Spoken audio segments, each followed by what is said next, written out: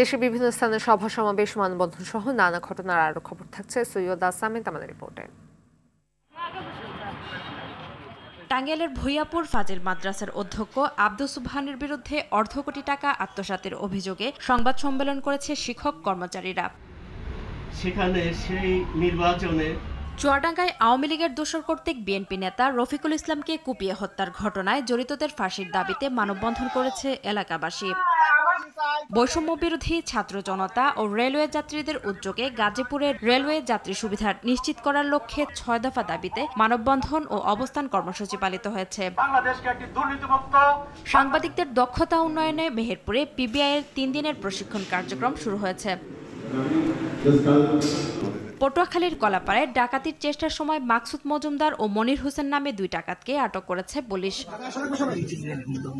সাতক্ষীরার সীমান্তে বিজিবির অভিযানে প্রায় ২.৫ কোটি টাকা মূল্যের ১৫টি স্বর্ণের বার সহ এক ইজি বাইক চালককে আটক করা হয়েছে। সুনামগঞ্জের দোয়ারাবাজার সীমান্ত এলাকা থেকে ৭টি ভারতীয় গরু ও তাহিরপুর উপজেলার সীমান্ত থেকে ২৮৪ বোতল ভারতীয় মদ জব্দ করেছে বিজিবি। চাঁদপুরে অবৈধ ইটভাটা বন্ধে অভিযানে নেমেছে জেলা প্রশাসন ও পরিবেশ অধিদপ্তর। গাইবান্ধা জেলা প্রশাসন ও পরিবেশ অধিদপ্তরের নিয়মিত অভিযানে মোবাইল কোর্ট পরিচালনা করে পলাশবাড়ী উপজেলার ঝুন্দহ এলাকায় মেসার্স মা ব্রিক্স নামে অবৈধ ইটভাটা ভেঙে দেওয়া হয়েছে। ব্রাহ্মণবাড়িয়ায় জাতীয় দুর্যোগ দিবস প্রস্তুতি উপলক্ষে অগ্নিকাণ্ড বিষয়ক সচেতনতা বৃদ্ধি মহড়া অনুষ্ঠিত হয়েছে। চট্টগ্রামের চন্দনাইশে দিয়াকুল ভদ্রকালী মায়ের মন্দিরে মহানামযজ্ঞ ও সুবর্ণ জয়ন্তী উৎসব পালিত হয়েছে।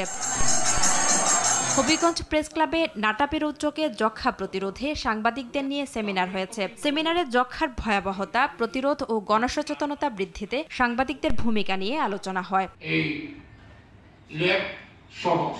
মশার কয়েল থেকে লাগা আগুনে সুনামগঞ্জের জামালগঞ্জ উপজেলার সাচনা বাজারে 10টি দোকান পুড়ে ব্যবসায়ীদের প্রায় ১ কোটি টাকার ক্ষতি হয়েছে। আগুনে পুড়ে গুরুতর আহত হয়েছে এক শিশু।